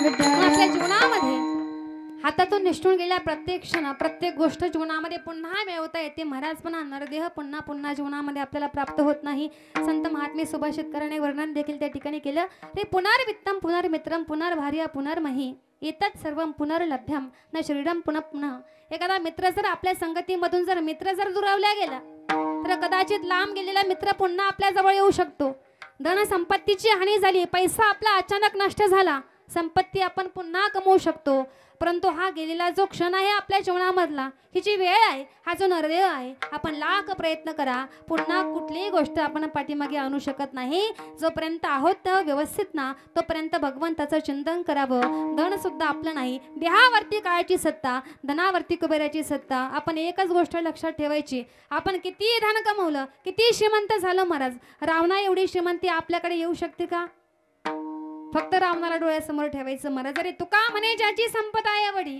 सांगा ते कवडी गेली नाही किती श्रीमंत होता रावण रावणाच्या श्रीमंतीचं वर्णन तुकोबारायांनी करावं अरे कोटी घरे जेथे काशा आणि तांब्याची शुद्ध कांचनाची 7 कोटी किती घरं होती शुद्ध सोन्याची 7 कोटी घरं होती महाराज त्या घरामध्ये मोठे मोठे बलाढ्य वीर राक्षस राहायचे बरं त्या घराला फक्त पॉलिश म्हणून वरून वरून सोनं लावलं होतं का अखंड सुवर्णाच्या भिंती महाराज एवढा रावण श्रीमंत परंतु जाताना काही सुद्धा सोबत घेऊन जाता आलं नाही आपली अवस्था रावणापेक्षा वेगळी नाही आपणही जाताना काही सुद्धा सोबत घेऊन जाऊ शकत क्या लेके आया बंदा क्या लेके जाएगा क्या लेके आया बंदा क्या लेके जाएगा 2 दिन की जिंदगी है 2 दिन का मेरा 2 दिन की जिंदगी है 2 दिन का मेरा क्या लेके आया बंदा क्या लेके जाएगा क्या लेके आया बंदा क्या लेके जाएगा 2 दिन की जिंदगी है 2 दिन का मेला 2 दिन की जिंदगी है 2 दिन का मेला 2 दिन का मेला 2 दिन का मेला क्या लेके आया बंदा क्या लेके जाएगा 2 दिन की जिंदगी है 2 दिन का मेला काही घेऊन आलो नाही येत असताना कर्म घेऊन आलो जाताना आपण आपलं कर्म घेऊन जाणार आहोत भगवंताच्या नामचिंतनाचं कर्म जीवनामध्ये आपण केलं पाहिजे संप्रदायाच्या नियमाप्रमाणे आपण सर्वजण वारकरी भजन घेऊया पुरुष वर्ग माता भगिनी सर्वांनी आपले 2 हात वरती करून भगवंताचं नामचिंतन करा विठोबा रखुमाई विठोबा रखुमाई विठोबा रखुमाई विठोबा रखुमाई सरे उत्तमाची उरे कीर्ती मागे या ठिकाणी आपण गेल्यानंतर सुद्धा आपली कीर्ती पाठीमागे शिल्लक राहिली पाहिजे असं काहीतरी करून माणसाने जवारी याचसाठी केला होता अट्टहास. शेवटचा दिस गोड भावा, शेवटचा दिस गोड भावा म्हणजे शेवटच्या दिवशी पंचपक्वान्न खाणं म्हणजे शेवट गोड होणं नव्हे. शेवटच्या क्षणी भगवंताने आपल्याला आपल्या जवळ घेणं, भगवंताने आपल्याला आपल्या जवळ करणं म्हणजे मानवी जीवनाचा शेवट गोड होणं आहे. हा शेवट जर गोड व्हायचं असेल, मला ज्यांना वाटत असेल की आपलं आयुष्य गोड होण्यापेक्षा शेवट जीवनाचा गोड झाला पाहिजे, तर या ठिकाणी भगवंताचं नामचिंतन, आई वडिलांची सेवा, संत महात्म्यांची सेवा, भगवंताची सेवा जीवनामध्ये आपण केली पाहिजे. जीवन जगत असताना ज्यांना भगवंताची संत महात्म्यांची सेवा करण्यासाठी वेळ नाही महाराज, अशा लोकांनी आई वडिलांची सेवा जीवनामध्ये केली पाहिजे. मी स्वतः सांगत नाही, संत महात्मे सांगतात, शास्त्रही सांगतं की माय बाप केवळ काशी त्यांनी न जावे तीर्थाशी. जोपर्यंत आपले आई आणि वडील हे दोन तीर्थ आपल्या घरामध्ये जिवंत आहेत ना, तोपर्यंत आपण नाही चारी धामाची यात्रा केली तरी चालते. का? कारण की इथेच काशी, इथेच ईश्वर, प्रेमळ आई अथांग सागर, माया ममता उदंड देसी, नाही जीवाला घोर माऊली देवा होणे थोरा. आपल्या जीवनामधले आपले आई आणि वडील हे भगवंतापेक्षाही श्रेष्ठ मानले गेले आहेत. जोपर्यंत आहे जिवंत तोपर्यंत त्या आई वडिलांची सेवा जीवनामध्ये आपण केली पाहिजे महाराज. ते गेल्यानंतर, त्यांचा देह पडल्यानंतर, या ठिकाणी आज उगवलेला सूर्य, आज माथ्यावरती आलेला सूर्य मावळतीला गेल्यानंतर दुसऱ्या दिवशी पुन्हा उगवेल, परंतु मातीच्या आड गेलेली आपली आई आणि वडील जीवनामध्ये पुन्हा कधी त्या ठिकाणी आपल्याला दिसणार नाहीत. आपल्या जीवनामधली जर आई गेली ना महाराज, त्यावेळी आपल्या जीवनामधली कायमस्वरूपीची माया त्या ठिकाणी संपली जाते. जीवनामधला जर बाप गेला असेल तर जीवनामधला आधार त्या ठिकाणी कायमस्वरूपीचा जातो महाराज. जोपर्यंत हे दोन तत्व आपल्या जीवनामध्ये जिवंत आहेत. बरं, आई वडील जाणं हे दुःख काय असतं हे ज्यांचं लग्न झालं त्यांना विचारू नका. ज्या लेकराची लहान वयामध्ये आई गेली महाराज, त्या लेकराला नक्की विचारा की आई वडील जाणं हे दुःख, आई वडिलांची कमतरता, आई वडिलांचा स्नेह प्रेम न मिळाल्यामुळं किती दुःख त्या छोट्याशा बाळाला होतं महाराज. विश्वमाऊली ज्ञानोबाराया आपल्या जीवनातली व्यथा सांगतात की मी जगाची आई झालो. ज्यावेळी जगामध्ये आपल्या अंतकराला कुठेतरी त्रास होतो, दुःख होतं ना, त्यावेळी लोक आळंदीला येतात, माऊली ज्ञानोबारांच्या समाधीवरती नतमस्तक होतात, डोकं ठेवतात की जगाची आई आहे. ज्याची आई गेली त्यांनी माऊलींना आई म्हणावं, ज्याचा बाप गेला त्यांनी माऊलींना आई म्हणावं. परंतु ते विश्वमाऊली ज्ञानोबाराय सांगतात की मी विश्वमाऊली ज्ञानोबाराया, मी जगाची आई झालो, परंतु माझ्या जीवनामध्ये सुद्धा या समाजाने आई वडिलांचं प्रेम मला नाही मिळू दिलं. मी माझ्या जीवनामध्ये ते ज्ञानेश्वरीसारखा विराट असणारा ग्रंथ लिहिला, चांगदेव 65 लिहिली, सर्वसामान्य करता हरिपाठाची निर्मिती सुद्धा मी केली. रे मी माझ्या जीवनामध्ये सर्व प्राण्यामध्ये निर्बुद्ध असणारा प्राणी, रेड्याच्या मुखामधून वेद बदवून घेतले, वेद बोलून घेतले. मी माझ्या जीवनामध्ये निर्जीव असणारी भिंत चालवली, स्त्रीचा पुरुष त्या ठिकाणी केला, मृत व्यक्तीला जिवंत करणं, त्याच्या हस्ते ज्ञानेश्वरीचं लिखाण मी करून घेतलं, ते म्हणजे सच्चिदानंद बाबा. परंतु एवढं जरी कर्तृत्व मी माझ्या जीवनामध्ये केलं असेल ना, हे सर्व केल्यानंतर माझं कौतुक बघणारी माझी आई रुक्मिणी माता आई साहेब, या ठिकाणी माझ्या डोक्यावरून मायेने हात फिरवणारी माझी आई रुक्मिणी माता आज जिवंत नाहीये. आणि माझ्या पाठीवरती कौतुकाची थाप टाकणारे माझे वडील विठ्ठलपंत, तेही आज जिवंत नाहीत. याची फार मोठी खंत आहे मला. म्हणजे आई वडील जाण्याचं दुःख, आई वडिलांची खंत विश्वमाऊली ज्ञानोबारायांना सुद्धा वाटले. आपण सर्वसामान्य जीव आहोत महाराज. आई जाणं हे दुःख त्या छोट्याशा बाळाला विचारा. साने गुरुजी आपल्या स्वतःच्या जीवनामधला प्रसंग त्या ठिकाणी सांगतात. आपण त्यांना त्या ठिकाणी त्या प्रसंगाला किंवा आपण श्यामच्याही पुस्तक नेहमी वाचत असेल. साने गुरुजींनी आपल्या आयुष्यामधल्या 40 रात्री कारागृहामध्ये काढल्या आणि 40 रात्री त्यांनी लिखाण केलं महाराज. त्या ठिकाणी 40 रात्री लिखाण केलं. 40 रात्री त्यांनी फक्त आणि फक्त आई लिहिली, दुसरं काही लिहिलं नाही. शेवटचा प्रसंग एवढा मनाला चटका लावून देणारा लिहिला. आपल्या स्वतःच्या जीवनामधला प्रसंग त्या ठिकाणी साने गुरुजी सांगतात. लहान होतं मी आंघोळ केली. आंघोळ करून घरामध्ये येत असताना उंबऱ्यामध्ये थोडीशी माती होती. आई घरामध्ये होती. मी आईला आवाज दिला, आई समोर ये ग. आई उंबऱ्यामध्ये माती, मी जर त्या मातीवरती पाय दिला ना तर माझी पायाला माती लागल. मग तुझा पदर समोर धर. मी पदरावरती पाय टेकतो आणि नंतर घरामध्ये येतो. आईने काय करावं महाराज, आईचा पदर जो आहे, पदरा सर्वसामान्य समजून आहे. वेळ प्रसंगी या ठिकाणी हा आईचा पदर आपलं संरक्षण त्या ठिकाणी करत असतो. आईने तो पदर समोर त्या ठिकाणी धरला. त्या छोट्याशा श्यामने त्या पदरावरती एक पाय ठेवला, दुसरा पाय उंबऱ्याच्या आतमध्ये टाकला. श्याम आतमध्ये गेला. आपला पदर झटकत असताना त्या ठिकाणी ती असणारी आई श्यामला उपदेश करू लागली. श्याम, या ठिकाणी मायाला पायाला माती लागू नये बाळा, यासाठी जेवढी काळजी घेतलीस ना, आयुष्यभर माझी एक गोष्ट लक्षात राहू दे. जीवनामध्ये कधी चरित्र कलंकित होईल असं जीवनामध्ये कधी वागू नको. विश्वामधला सगळ्यात मोठा व्यक्ती, सगळ्यात मोठा माणूस तू होशील. ही धर्मनीती, ही नीती आईने जीवनामध्ये या ठिकाणी छोट्याशा श्यामला शिकवली महाराज. श्याम आपल्या जीवनामधला स्वतःचा प्रसंग सांगतो. मी 8 वर्षाचा होतो. पुण्याच्या वसतिगृहामध्ये मी शिकत होतो. संध्याकाळी 9 वाजता जेवण केलं. रात्री झोप लागली. झोप लागल्याच्या नंतर आई माझ्या स्वप्नामध्ये आली. साधारणतः 11 वाजता स्वप्न पडले असेल. आई माझ्या स्वप्नामध्ये आली. स्वप्नामध्ये आई आलेली. आई मला सांगत होती, बाळा श्याम, मला भेटण्यासाठी. अरे प्रत्येकाच्या जीवनामध्ये आई ही महत्वाची असते. आपल्या जीवनामधला पहिला गुरु म्हणजे आपली आई असते. आई आपल्याला बोट धरून चालायला शिकवते. आई बोलायला शिकवते. आई स्वप्नामध्ये आली, श्याम आजारी आहे मी, मला भेटावंसं वाटतंय तुला. मग मला भेटण्यासाठी, मला बघण्यासाठी, मला शेवटचं एकदा बघण्यासाठी, मला भेटण्यासाठी येतोस का? श्याम झोपेमधून जागा झाला. घड्याळाच्या काट्याकडे पहिले रात्रीचे 11 वाजले होते.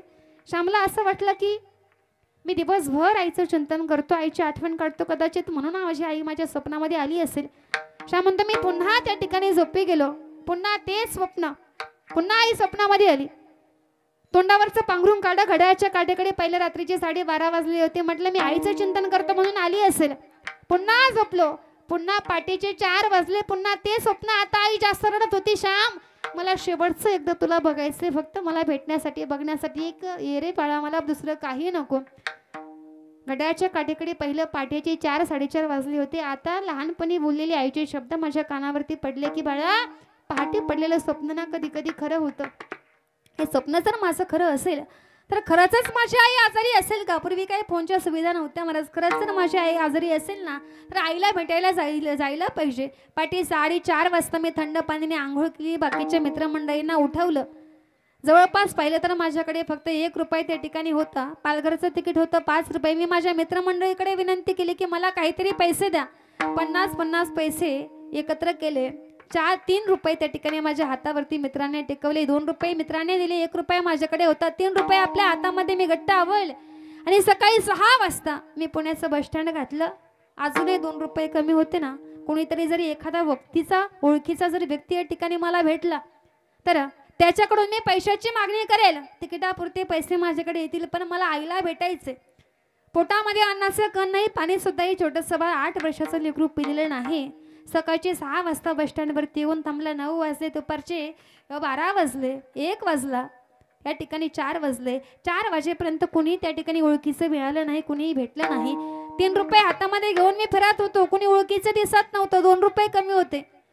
3:30 ते 4 वाजता मुंबईवरून एक बस आली आणि त्या बसमधून एक जोडपं उतरलं. भली मोठी बॅग त्या जोडप्याच्या हातामध्ये होती. मी धावत पळत गेलो, काकू मी काही मदत करू का तुम्हाला? त्या दोन्ही जोडप्याने विचार केला. म्हटले ठीक आहे, काय पाहिजे तुला? मधलं या ठिकाणी माझी बॅग जर घरापर्यंत घेऊन गेला तर किती पैसे देऊ? म्हटलं मला फक्त 2 रुपये पाहिजेत. 2 काय 4 रुपये तुला देतो, पण एवढी बॅग आमची ही आमच्या घरापर्यंत नेऊन पोहोच कर. ती दोन्ही जोडप्याने बॅग आपल्या दोन्ही हाताने उचलली. फक्त 8 वर्षाचा होतो मी. ती बॅग माझ्या डोक्यावरती ठेवली. ती बॅग मला एवढी रुतली. या ठिकाणी अक्षरशः माझ्या डोक्याला खड्डा पडला. एवढी ती बॅग रुतली. मी बॅग घेऊन चालत होतं. ते जोडपं माझ्या समोर चालत होतं.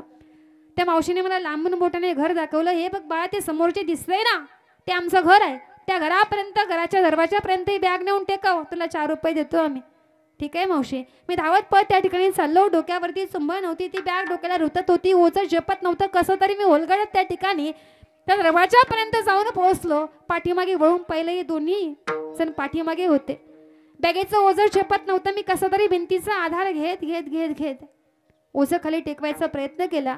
ती खाली टेकवत असताना बॅग माझ्या हातून निसटली. बॅग खाली पडली. बॅगचं लॉक तुटलं. बॅगमधलं सामान त्या ठिकाणी बाहेर पडलं आणि बाहेर पडलेलं सामान त्या ठिकाणी बघून तो व्यक्ती धावत पळत त्या ठिकाणी आला. का रे मूर्खा, आमच्या 100 रुपयाच्या बॅगचं नुकसान केलं रे. 4 रुपये काय, 50 पैसे सुद्धा मी तुला देणार नाही. मागचा पुढचा कुठला विचार न करता त्याने खाडकन माझ्या कानाखाली वाजवली.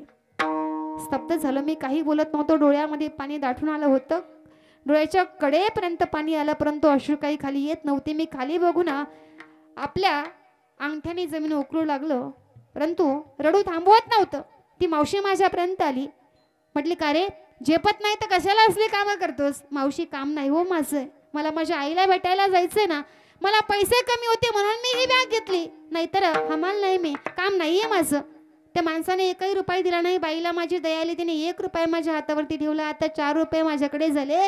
ते 4 रुपये हातामध्ये घेऊन धावत पळत मी पुन्हा पुण्याच्या बसस्टँडवरती आलो. या ठिकाणी पालघर बस लागलेली होती. बसमध्ये चढलो. कंडक्टरने तिकिटाचे पैसे मागितले. माझ्या हातामध्ये असलेले 4 रुपये मी कंडक्टरच्या हातामध्ये ठेवले. 4 रुपये बघितले, म्हटले का रे तुझ्या बापाची बस आहे काही? पालघरचं तिकीट 5 रुपये, अजून 1 रुपया दे. नाही तो काका माझ्याकडे. मग खाली उतरून घे. पाठून मागून एका व्यक्तीने आवाज दिला, जाऊ द्या मास्तर, या 4 रुपयापर्यंत, या 4 रुपयामध्ये जिथपर्यंत बस जाईल तिथपर्यंत घेऊन जाणार या छोट्याशा लेकराला, आईला भेटायचं म्हणतोय ना, मग जाऊ द्या हो, नका 1 रुपयाचा विचार करू, या 4 रुपयामध्ये जिथपर्यंत जाते तिथपर्यंत नेऊन सोडा. कंडक्टर विचारतो, का रे चालेल का तुला? मध्ये सोडलेलं चालेल का? चालेल हो काका, पण मला माझ्या आईला भेटायला जायचंय. तिकीट काढलं, बसमध्ये बसलो. रात्रीची 11:30 वाजता पालघरच्या घनदाट अरण्यामध्ये जंगलामध्ये बस थांबली. कंडक्टरने बेल वाजवली, मला उतरून दिलं. अमावस्यासारखी काळी कुट्ट असणारी रात्र होती. या ठिकाणी कितीतरी श्वापदांचे आवाज कानावरती येत होते, कुठं काही दिसत नव्हतं. या अंधाऱ्या रात्री घनदाट अरण्यामध्ये जंगलामध्ये बस थांबली. रात्रीचे 11:30 वाजता मला तिथं उतरून दिलं. कंडक्टरने सांगितलं, तुझे पैसे इथं संपले, आता इथून पुढे पायी उतरलो मी. मला फक्त आणि फक्त माझी आई समोर दिसत होती, दुसरं मला काही दिसत नव्हतं.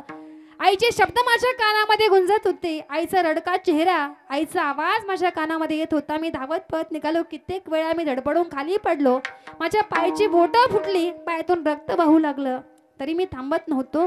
रात्रीचे 1:30 वाजता मी माझ्या घराच्या दरवाजापर्यंत जाऊन पोहोचलो. पण रात्रीच्या 1:30 वाजता सुद्धा आमचं घर लावलेलं नव्हतं. घराचा दरवाजा उघडा होता. मी घराचा दरवाजा ढकलून आतमध्ये गेलो. रात्रीच्या 1:30 वाजता सुद्धा घरामधली सगळी मंडळी जागी होती. माझे वडील गुडघ्यामध्ये डोकं घालून, माझे भाऊ म्हणजे वडील त्या ठिकाणी बसले होते. माझी मावशी आली होती, आत्या आली होती, पण आई मला कुठं दिसत नव्हती. मी सर्वप्रथम आईचा शोध घ्यायला चालू केला. अख्खं घर धुंडाळ, माझी आई मला कुठं दिसले नाही. चुलीच्या जवळ माझी छोटीशी असणारी बहीण, छोटा 6 महिन्याचा माझा पुरुषोत्तम नावाचा भाऊ, त्याला बाळात्यामध्ये गुंढाळलेला तो भाऊ त्या चुलीच्या जवळ झोपलेला होता. त्या भावाच्या जवळ, भावाच्या पायाजवळ डोकं टेकून माझी बहीण त्या ठिकाणी झोपली होती. सर्वांना विचारलं मी, भाऊ माझी आई कुठे? आत्या, मावशी, अगं माझी आई कुठे? मला आईला भेटायचं. कुणी काही बोलत नव्हतं, सर्वजण रडत होते. मी माझ्या बहिणीला झोपेतून जागा केलं. अगं ताडे, आपली आई कुठे सांग ना. बहीण जागी झाली.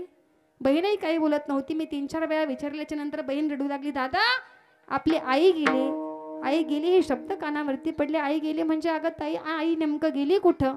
आई मामाच्या गावाला गेली, आई मावशीच्या गावाला गेली, आई शेजारच्या घरी गेली, आई गेली म्हणजे नेमकं गेली कुठं? त्यावेळेस माझ्या बहिणीने मला सांगितलं, दादा, श्यामदादा, आपली आई आपल्याला कायमस्वरूपी सोडून देवाच्या घरी निघून गेली. आई गेली हे शब्द ऐकले, जोरात आवाज दिला, आई ग, आई तू बऱ्याच वेळा माझ्या स्वप्नामध्ये आली, तुला मला भेटायची इच्छा होती, परंतु मी इथं आलो ना आता आई शेवटचं मला बघण्यासाठी, शेवटचं मला बोलण्यासाठी. एकदा आई उठून बस, एकदा मला बघण्यासाठी. जवळपास 3 दिवस आई जाऊन झाले होते. आई काही केलं, आई येणार नव्हती. आजूबाजूच्या महिला मंडळी माझा आवाज ऐकून, रडण्याचा आवाज ऐकून त्या ठिकाणी आली. एक छोटीशी मुलगी आपल्या आईला सांगत होती, आई बघ ना श्यामदादा किती जोरात रडतोय. त्यावेळी माझा आई उंदका अनावर झाला. अगं तुझ्याकडे आई आहे ना आई म्हणायला, म्हणून तू आई म्हणतेस ग. आता आमची आईच जेवाने घेऊन गेली. या ठिकाणी आम्ही कुणाला आई म्हणावं? एकामागून एक दिवस गेले. आईच्या 10व्याचा दिवस त्या ठिकाणी ओझरला. आई जाणे दुःख असहाय्य होतं माझ्यासाठी, परंतु मोठा होतो ना मी, माझ्यापेक्षा लहान भावंड होती, यांचा सांभाळ करायचा मला. मग दशक्रियाच्या दिवशी, 10व्याच्या दिवशी ज्यावेळेस ब्राह्मण देवतांनी पिंड पाडलं, त्यावेळेस काही केल्या काकस्पर्श होत नव्हता. काही केल्या त्या पिंडाला कावळा त्या ठिकाणी शिवत नव्हता. विचार केला की काय झालं असेल, आईचा जीव कुणामध्ये गुंतला असेल. मी जाऊन दर्शन घेतलं, माझ्या वडिलांनी दर्शन घेतलं. मी आईला विनंती केली, आई अगं शेवटचं एकदा या पिंडाला स्पर्श कर ग आई, भरपूर शिकल मी, मोठा होईल, इंग्लिशमधून बोलेल, वडिलावरचं सर्व कर्ज नष्ट करेल. आई जोपर्यंत जिवंत होतीस तोपर्यंतही आमच्यासाठी जगलीस का? परंतु अगं कॅन्सर सारखा एवढा मोठा आजार तू लपवलं, शेवटी आम्हाला सोडून गेली. अजूनही तुझा जीव आमच्यामध्ये गुंतोय ना, आमची काळजी करू नको. आई एकदा या पिंडाला स्पर्श कर. कावळा काही पिंडीला स्पर्श करत नव्हता. सर्वांनी दर्शन घेतलं, कावळा काही त्या ठिकाणी शिवत नव्हता. शेवटी माझ्या लक्षामध्ये आलं, आम्ही सर्वजण उपस्थित आहोत ना, पण माझा 6 महिन्याचा छोटासा भाऊ आपण घरी ठेवला, कदाचित त्याच्यामध्ये तर आईचा जीव अडकला नसेल. धावत पळत मी घरी गेलो. त्या 6 महिन्याच्या माझ्या भावाला उचललं. मी आईकडे गेलो नाही, आईच्या पिंडाकडे गेलो नाही. मी माझ्या मावशीकडे गेलो. मावशीला विनंती केली, आई आजही म्हण आहे का मावशी, की आई मरो आणि मावशी उरो. आई जर गेले ना, तर जी मावशी असते आपली, या मावशी सुद्धा आईची माया लेकराला देते ना. मग फक्त माझ्या आईला जाऊन सांग, या ठिकाणी स्वतःच्या पोटच्या लेकरापेक्षा सुद्धा या पुरुषोत्तमचा सांभाळ मी करेल, दुसरं काही नको. ते बहिणी आपल्या पदरामध्ये त्या ठिकाणी त्या बाळाला घेतलं, 6 महिन्याच्या लेकराला घेतलं, त्या पिंडाजवळ गेली, सांगितलं, यशोदे अगं श्याम तुझा आणि हा पुरुषोत्तम माझा स्वतःच्या प्राणापेक्षा सुद्धा मी याला जास्त जीव लावेल असं म्हटल्याबरोबर त्या ठिकाणी काकस्पर्श त्या पिंडाला झाला. कावळेने पिंडाला स्पर्श केला. त्यावेळी मला शेवटचं आठवलं की प्रत्येकाची आई जीवनामध्ये जोपर्यंत जिवंत असते ना, तोपर्यंत जगती आपलं संपूर्ण जीवन खर्च करते फक्त आणि फक्त आपल्या लेकरांसाठी, आणि मृत्यूनंतरही त्या असणाऱ्या आईचा जीव त्या लेकरामधून काही केला निघत नाही. महाराज, जगाच्या पाठीवरती लेकरावरती निस्वार्थ प्रेम करणारं पात्र जर कुठलं असेल महाराज, तर ते म्हणजे फक्त आणि फक्त आपली आई असते, आपले वडील असतात. आपण लाख प्रयत्न केले महाराज, तरी सुद्धा त्यांचे उपकार जीवनामध्ये आपण फेडू शकत नाही. आई थोर तुझे उपकार, आई थोर तुझे उपकार, आई थोर तुझे उपकार, आई थोर तुझे उपकार, आई थोर तुझे उपकार, आई थोर तुझे उपकार, आई थोर तुझे उपकार, आई थोर तुझे उपकार. असुनी माझा स्वभाव व्यर्थ, परी मी लाडके तुझे अपत्य. असुनी माझा स्वभाव व्यर्थ, परी मी लाडके तुझे अपत्य.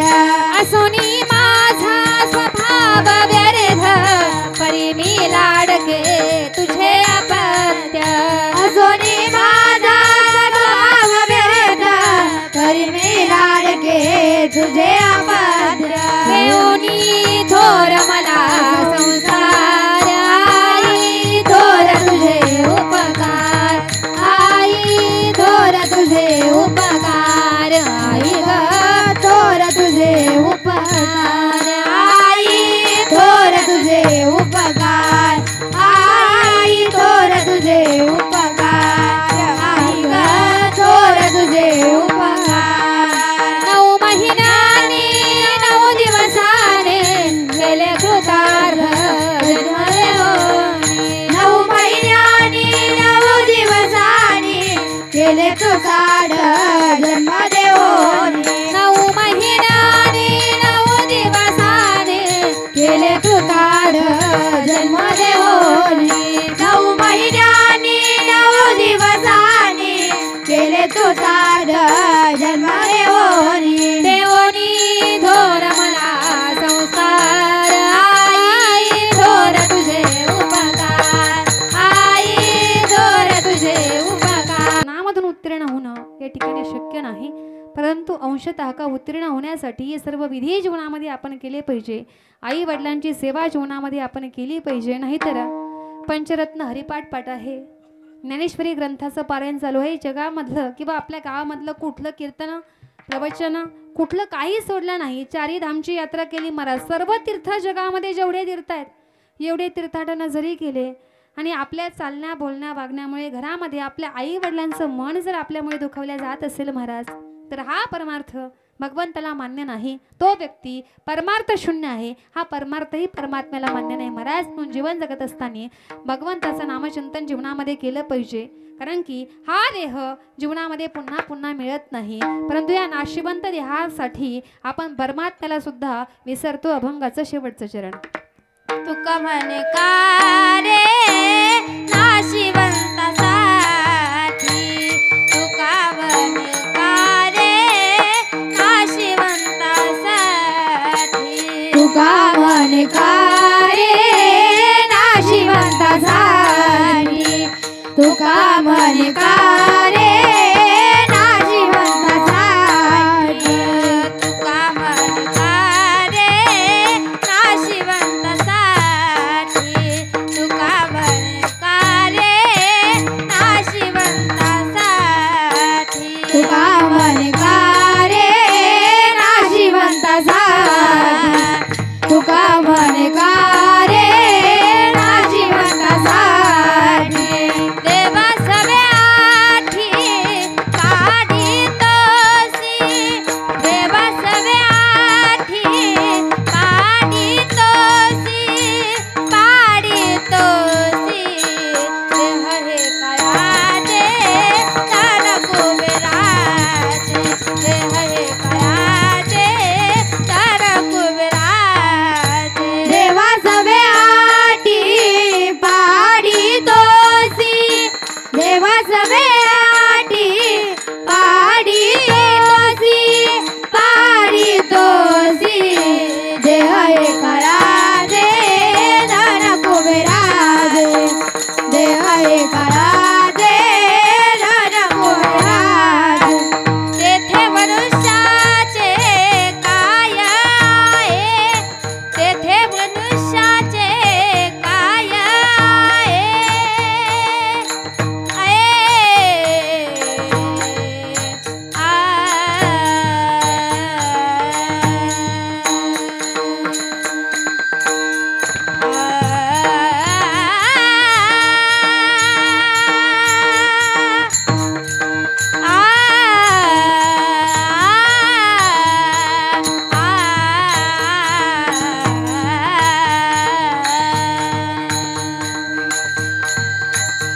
ए बाळ कोणाच सावरवानाच मलपत मलपत चालत ओ मलपत मलपत चालत मलपत मलपत चालत अरे अरे मानसा तू येडा का कुळार अरे अरे मानसा तू येडा का कुळार देवा पुढा माणूस पाला पाचुळार देवा पुढा माणूस पाला पाचुळार देवा पुढा माणूस पाला पाचुळार तूने मुझे बुलाया शेरा वाली मैं आया शेरा वाली ओ तूने मुझे बुलाया शेरा वाली मैं आया शेरा वाली गगर घेऊन निघाली पान गौर गगर घेऊन निघाली पान गौर ठुमकता ठुमकता चालले डवल ठुमकता ठुमकता चालले वाऱ्याच्या तोलाला वाऱ्याच्या जगतोलाना गगन गगन गगन गगन गगन निघाली पान गौर गगन गगन निघाली पान गौरन गगर घेऊन निघाली पान गौर विठ्ठल नामाची शाळा भरली विठ्ठल नामाची शाळा भरली शाळा शिकणारा तान बुक हरली शाळा शिकताना तान बुक हरली विठ्ठल नामाची शाळा भरली विठ्ठल नामाची शाळा भरली विठ्ठल नामाची शाळा भरली दिवानी बनी मैं दिवानी बनी दिवानी बनी मैं दिवानी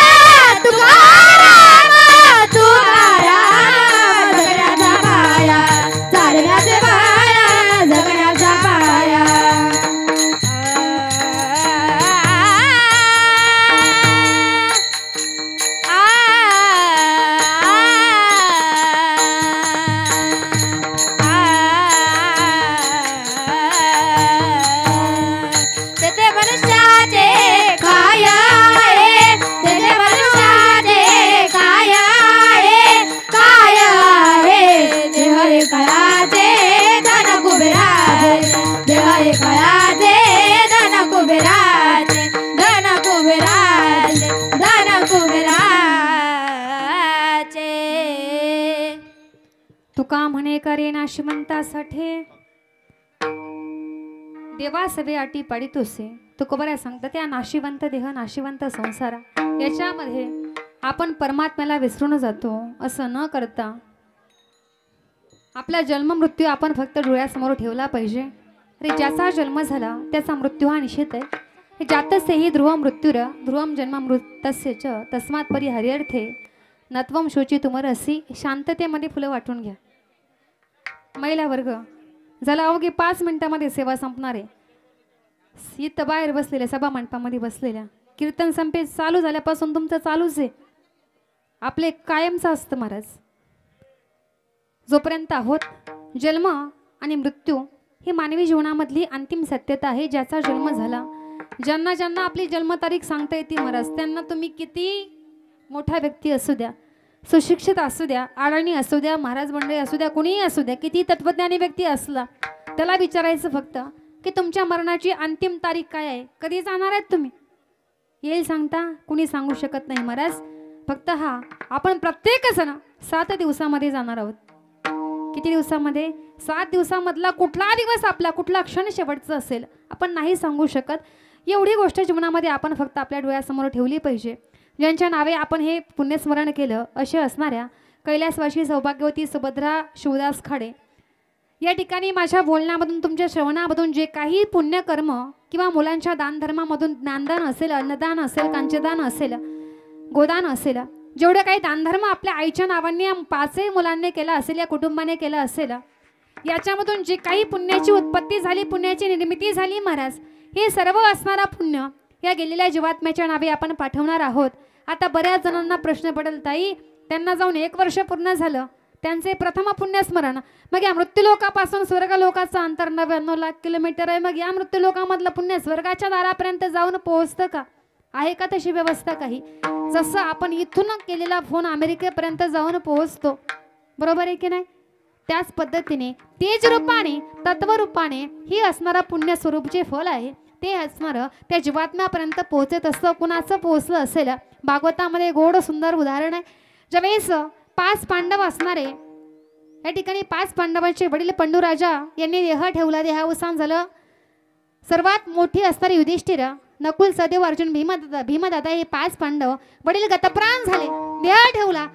या ठिकाणी भगवंताने वैकुंठामध्ये जागा दिली महाराज. वैकुंठ प्राप्त झालं, परंतु वैकुंठामध्ये राहून सुद्धा त्यांना देव दिसत नव्हता, नरकाचं दर्शन होत होतं.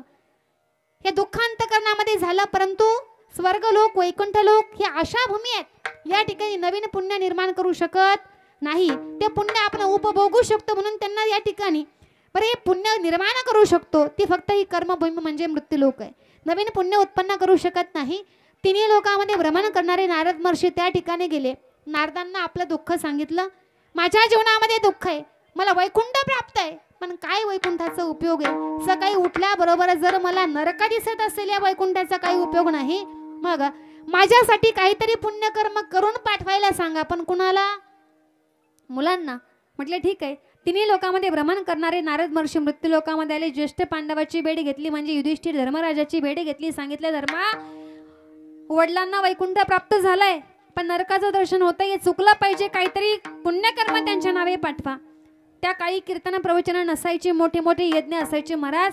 5 पांडवांनी भव्य दिव्य यज्ञाचं नियोजन केलं. फार मोठा भव्य दिव्य यज्ञ संपन्न झाला.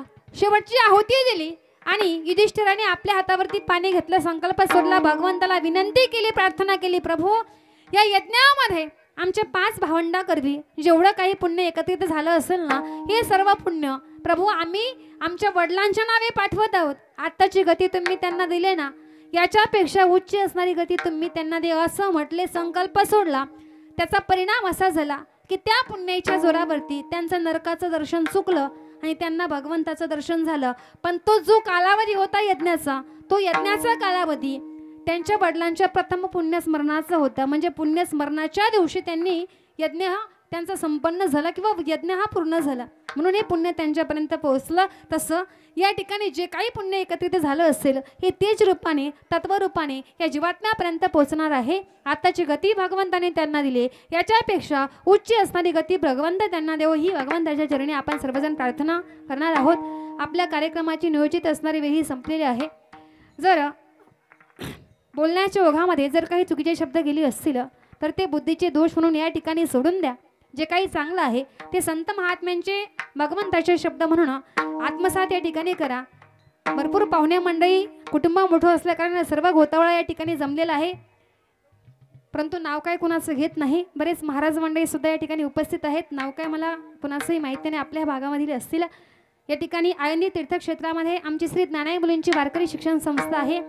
या सर्व मुली संस्थेमध्ये शिक्षण घेतात. यांच्यासारख्या 135 मुली संस्थेमध्ये शिकतात. या सर्वांनी फार सुंदर या ठिकाणी साथ केली अंतःकरणापासून. या सर्वांचे आभार. आमच्या संस्थेचा विद्यार्थी मृदुंगाचार्य वेदांत महाराज सोसे, त्यांनी मृदुंग वाजवून फार सुंदर साथ केली अंतःकरणापासून, त्यांची आभार. माझे पतीही या ठिकाणी उपस्थित आहेत अंतःकरणापासून, त्यांची आभार. आपल्याच भागातील आदरणीय जे बंधुस्थानी आम्हाला आहेत, आपल्या जवळच त्यांचं गाव आहे आदरणीय हरिदास भाऊ काटे, तेही या ठिकाणी आपले कीर्तनरूपी सेवेकरता उपस्थित आहेत अंतःकरणापासून, त्यांची आभार. ज्यांच्यामुळे ही कीर्तनरूपी सेवा मला प्राप्त झाली होती, आदरणीय माझे असणारे बंधू बाळासाहेब भाऊ नागरगोजे अंतःकरणापासून, त्यांचे या ठिकाणी आभार.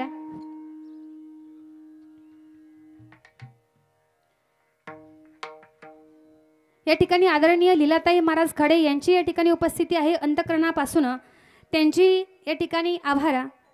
या ठिकाणी आपली जी हरिकीर्तन रूपी सेवा झाली, या हरिकीर्तन रूपी सेवेचं शूटिंग ज्या चॅनलने केलं असे असणारे आदरणीय आमचे ओम साई शूटिंगवाले भाऊ गजर विठुरायांचा हे यूट्यूब चॅनल या ठिकाणी आहे. या ठिकाणी जोपर्यंत सोशल मीडिया आहे तोपर्यंत हे कीर्तन तुम्ही या ठिकाणी सोशल मीडियाला यूट्यूबला बघू शकता अंतःकरणापासून. फार सुंदर कीर्तन शूट केलं अंतःकरणापासून, भाऊंचे आभार. पुन्हा एकदा या ठिकाणी बसलेले सर्व श्रोते मंडळी असतील अंतःकरणापासून, या सर्वांचे आभार. झालेली सेवा सर्व संतांच्या चरणी अर्पण करून सेवेला पूर्णविराम देणार आहे. अगोदर फुलाचा अभंग होईल. फुलं सर्वांना भेटली असतील, परंतु फुलं बसल्या जागेवरून टाकू नका. अभंग जरी झाला तरी या ठिकाणी फोटोच्या जवळ आल्यानंतर सर्वांनी फुलं पहा. आम्ही जातो तुम्ही कृपा